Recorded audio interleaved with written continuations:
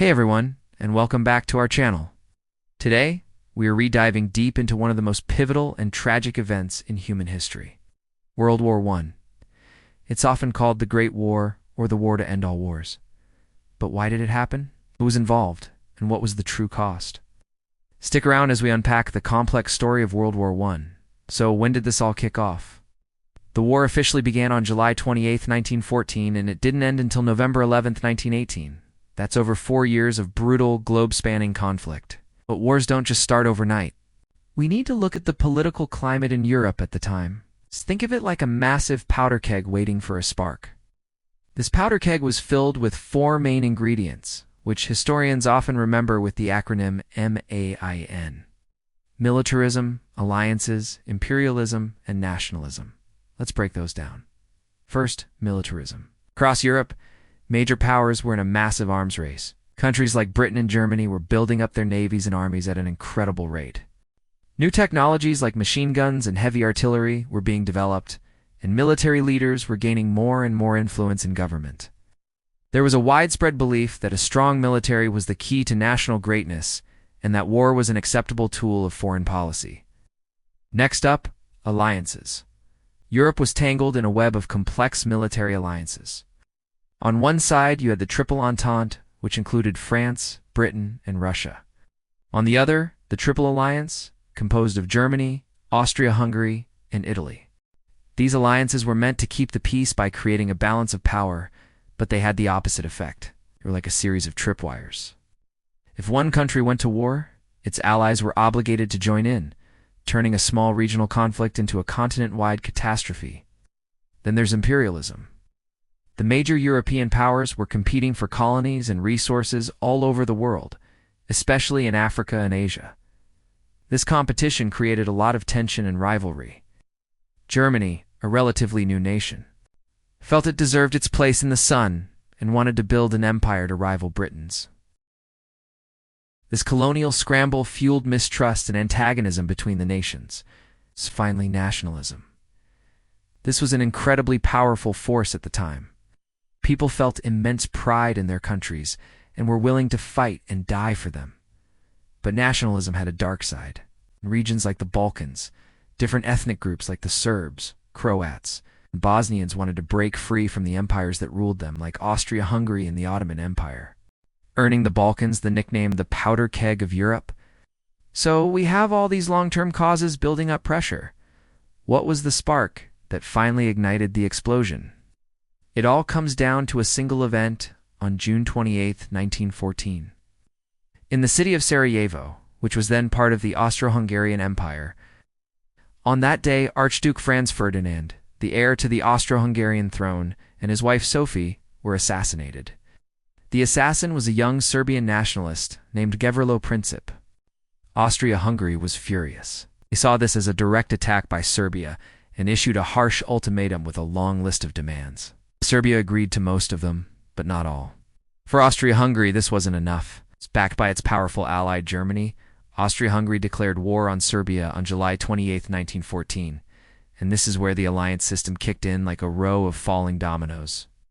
Russia, seeing itself as the protector of the Slavic peoples, including the Serbs, began to mobilize its army to support Serbia. Germany saw Russia's mobilization as a threat and declared war on Russia. Since France was allied with Russia, Germany knew it would likely have to fight a war on 2 fronts. So, Germany enacted its Schlieffen Plan, which involved a rapid invasion of France through neutral Belgium. When Germany invaded Belgium, Britain, which had pledged to protect Belgian neutrality, declared war on Germany. And just like that, within a matter of weeks, all the major powers of Europe were at war. So who is responsible for the war? That's a question historians have debated for over a century. It's not as simple as blaming one country. Some argue Germany and Austria-Hungary were the main aggressors, using the assassination as an excuse to launch a war they already wanted. Others point to Russia's rapid mobilization or France's desire for revenge against Germany for a previous war. The truth is, it was a collective failure of diplomacy, a series of miscalculations, ultimatums, and military mobilizations by leaders across Europe who were trapped by their own alliances and nationalistic pride.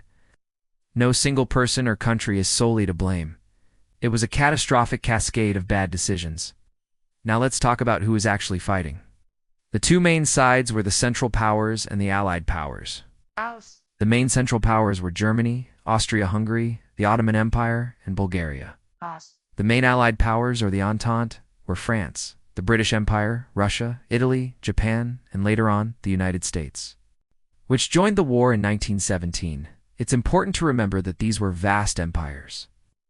So when we say the British Empire, that includes soldiers from Canada, Australia, New Zealand, India, and many other colonies who made huge contributions and sacrifices.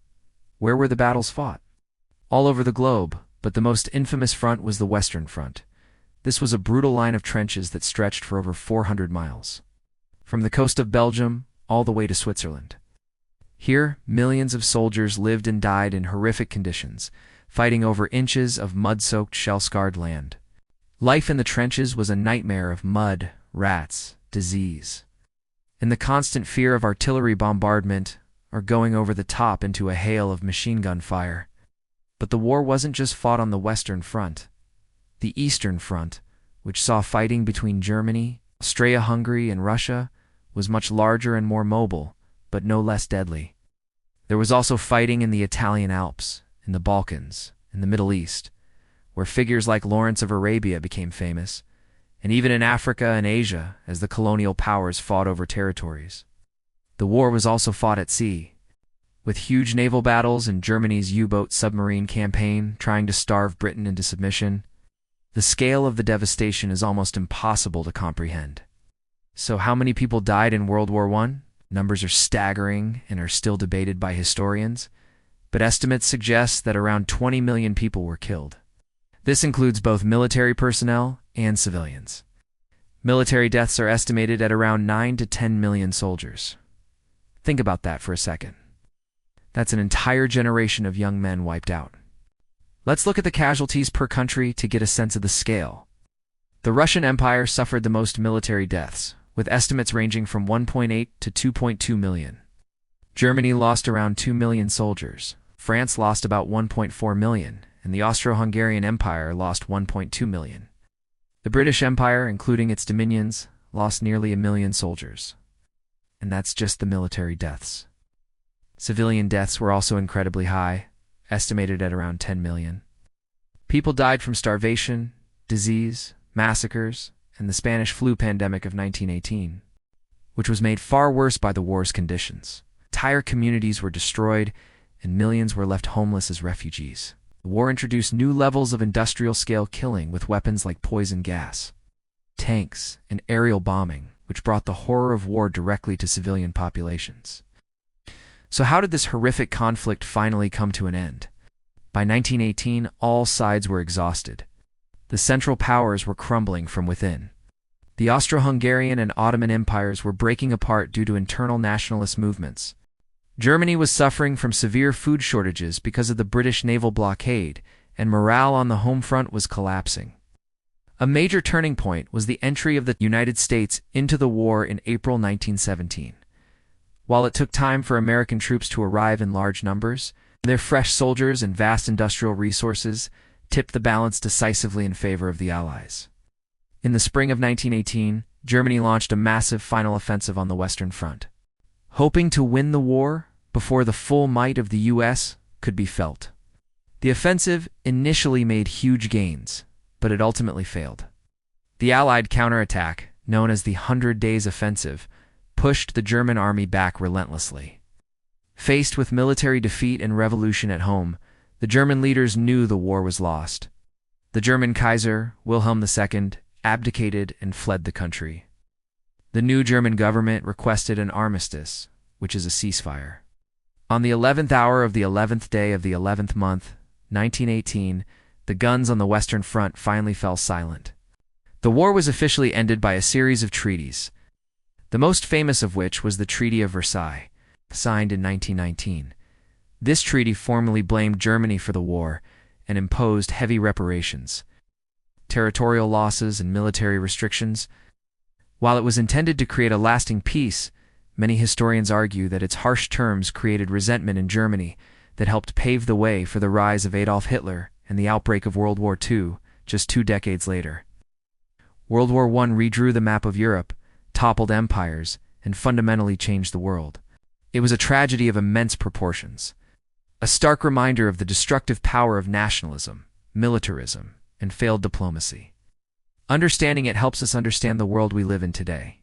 Thanks so much for watching. If you found this video interesting, please hit that like button and subscribe to the channel for more deep dives into history. Let me know in the comments what other historical events you'd like to see covered. See you next time.